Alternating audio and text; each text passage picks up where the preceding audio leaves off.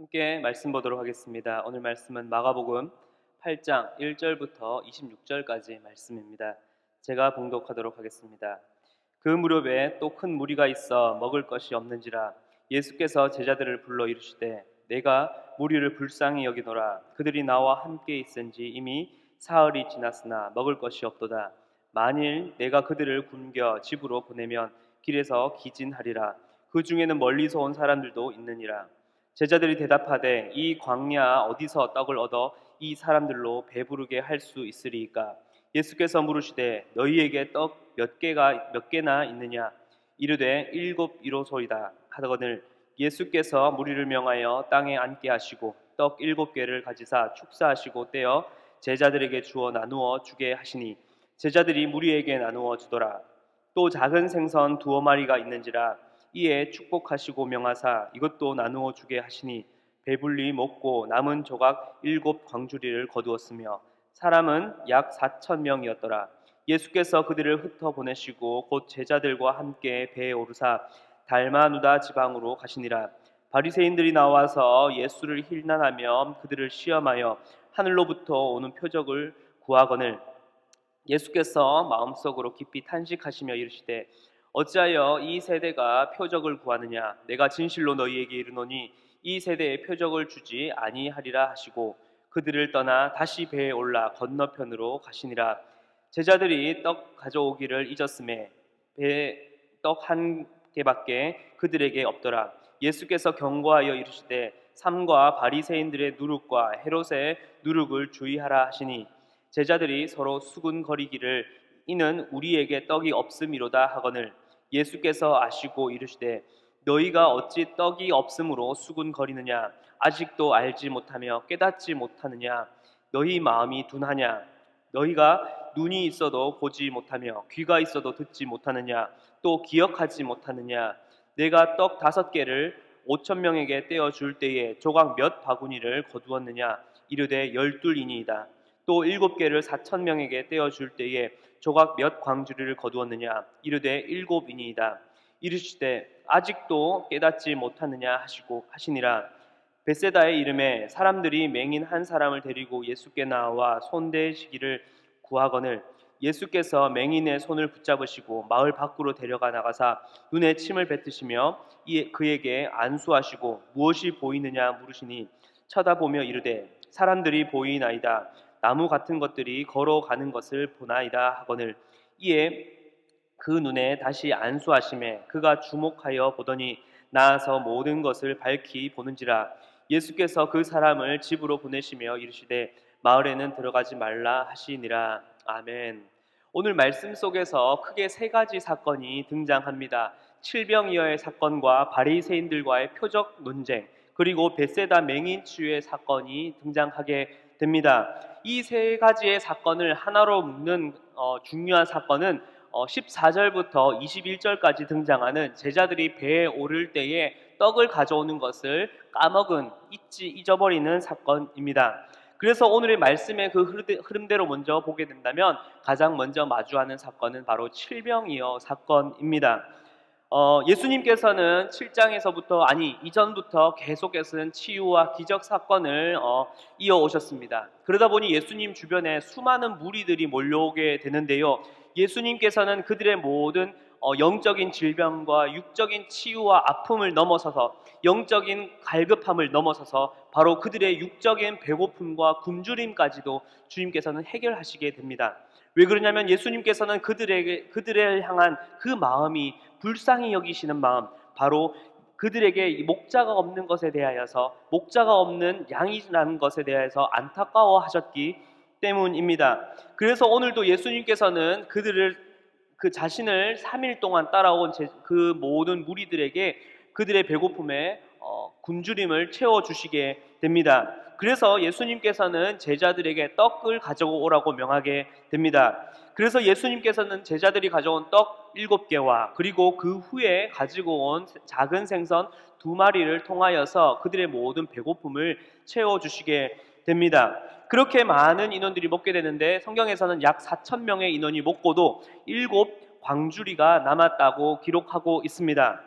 그런데 오늘 말씀 속에서 우리가 주목해서 보아야 할 것은 앞서 수많은 기적과 오병이어 사건을 직접 경험하고도 여전히 예수님을 믿지 못하는 제자들의 모습에 있습니다. 오늘 칠병이어 사건에서 예수님께서는 오병이어 사건과 달리 제자들에게 먼저 이 많은 사람들을 먹일 수 있겠느냐라고 물어보십니다. 이것은 결국 예수님께서 제자들의 그 믿음에 대한 기대감을 가지고 계셨던 것입니다. 그런데 제자들의 대답은 어떠합니까? 이 광야에서 떡을 구해 이 많은 사람들을 어떻게 먹입니까? 어디서 그 떡을 구합니까? 라고 예수님께 반문하여 묻습니다. 결국 제자들의 이 신앙의 현 주소를 아직도 여전히 믿음 없는 그 모습을 고스란히 볼 수 있습니다. 결국 이 불신앙의 모습은 14절과 21절까지 이어지는 떡을 가져오는 것을 까먹은 이 제자들의 모습에서, 또한 그것을 마주한 예수님의 그 말씀에서 고스란히 드러나게 됩니다. 예수님께서는 바리새인들과의 논쟁을 마치고 이 벳세다로 건너가시고자 배에 오르게 됩니다. 그리고 이에 제자들이 예수님과 함께 배에 오르게 되는데 그들이 가지고 와야 할 양식을 깜빡한 것입니다. 그리고 결국 그들이 가지고 있었던 건 떡 한 덩이밖에 없었던 것입니다. 이에 예수님께서는 이 모든 것을 다 예상하시고 또 다 아신다는 듯 그들에게 경고하시며 삼가 바리새인들의 누룩과 헤롯의 누룩을 주의하라라고 말씀하셨습니다. 이 말씀은 무엇을 의미하는 것입니까? 이것은 이미 앞서 예수님과 바리새인들과의 논쟁이 있었다는 것을 우리는 말씀을 통해 알 수 있습니다. 바로 이 표적이라는 것 때문인데요. 바리새인들이 지금껏 수근수근거리며 예수님의 뒤를 염탐하며 정말로 예수님의 그 모든 기적과 또한 그 천국 복음을 전하는 그 모든 사건들을, 또한 그 모든 행적들을 보고 또한 그것을 따랐음에도 불구하고 오늘 말씀 속에서 예수님을 마주한 이 바리새인들은 예수님을 조롱하며 힐난하며 시험하면서 이렇게 묻습니다. 예수, 너가 그렇게 기적을 잘 베푼다면서 어디 한번 우리에게 한번 보여봐라 라고 하면서 표적을 자신에게 보여줄 것을 예수님께 힐난하며 시험한 것입니다. 지금껏 그들은 예수님을 어떻게 해서든지 꼬리를 잡으려고 쫓아다니면서 기적을 보기도 하였고, 또한 천국 복음을 들으면서 그렇게 주님을 예수 그리스도를 그 눈앞에서 마주하고도 그들은 그들의 허영과 외식, 그리고 율법에 꽉 매여져 있는 그 특권 의식으로 인하여서, 그 누룩으로 인하여서 예수님을 구주로 알지 못했던 것입니다. 바로 이 모습이 지금 떡을 가지고 오는 것을 잃어버린, 깜빡해버린 정말로 이 제자들의 모습 가운데 드러날 것이라는 것을 예수님께서는 잘 알고 계셨습니다. 아니나 다를까 제자들은 예수님의 그 경고 소리를 들었음에도 불구하고 자기들끼리 수군거리기 시작했습니다. 야, 떡 먹는 것을 안 지키면 어떡하냐? 또 우리 배고프게 생겼네. 또 굶주려야 하는 거 아니야? 이거 내일 먹을 거 없잖아. 내일은 그러면 우리 뭐 먹어? 배를 타고 며칠을 가야 되는데 우리 굶주려서 죽는 건 아니야? 우리 그렇게 여기서 끝나는 것 아니야? 라고 그렇게 자기들 속에서 수군대는 걱정과 두려움과 염려가 가득했습니다. 이 모습은 마치 우리들의 모습 같지 않습니까? 예수 그리스도를 나의 구세주로 믿는다고 고백하고, 또한 그렇게 주님 앞에 주님 오늘 하루도 내일 하루도 정말로 에녹과 같이 주님과 동행하며 살게 하소서, 동행하며 살기를 기도합니다. 주님 나와 함께하여 주시옵소서. 그렇게 기도하지만 정작 내 삶에 마주한 그 현실의 문제 앞에서, 내가 내일에 마주할 그 염려와 두려움 앞에서 우리는 주님께는 등을 돌린 채 여전히 내 염려와 내 불안함 가운데 휩싸여서 그렇게 수군대며 있진 않습니까? 다음 달 이사 문제는 어떡하지? 우리 아들 고3인데 올해 수능 이렇게 계약이 연기되면 어떻게 되어버리는 거지?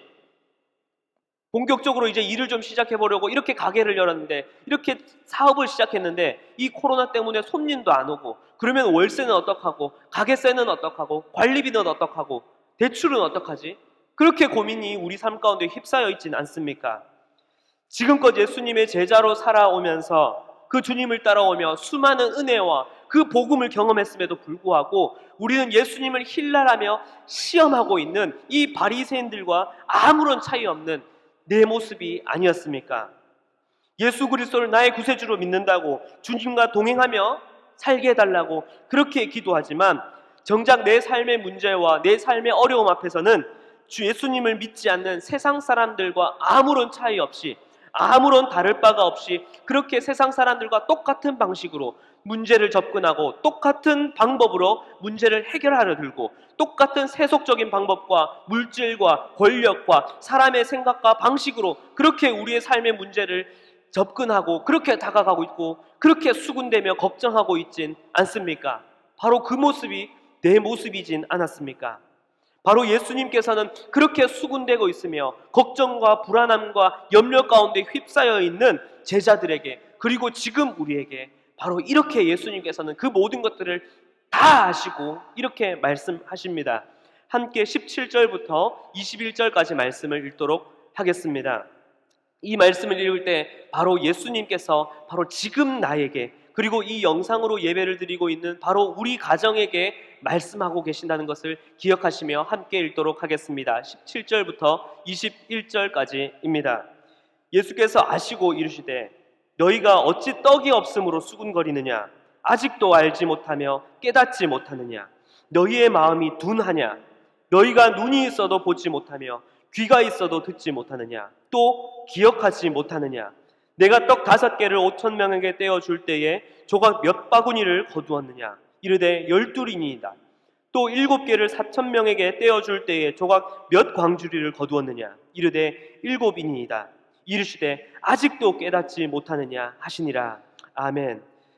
사랑하는 성도 여러분, 바로 예수님을 믿는다고 고백하는 내가, 믿음의 가정의 가장인 내가, 그리고 믿음의 부모이며 그 주님을 따른다는 그 제자인 내가 아직도 바리새인들과 같진 않습니까? 아니면 아직도 믿음이 없는 제자들의 모습과 같진 않습니까? 눈이 있어도 내 삶에 주께서 보여주시는 그 주님을 바라보지 못하고, 귀가 있어도 주께서 내 삶 가운데 말씀하고 계시는 그 음성을 듣지 못하고 있진 않습니까? 주님께서 지금 이 순간까지 여러분들을 어떻게 먹이셨습니까? 어떻게 여기까지 이르게 하셨습니까? 과거 그렇게 힘들고 고단한 하루하루를 보내며 살아올 때 주님께서 그렇게 여러분들을 먹이시고 재우시고 입히시며 치유하시며 회복시키진 않으셨습니까? 혹시 믿는다고 하지만 제자들처럼 아직도 깨닫지 못하고 있진 않으십니까?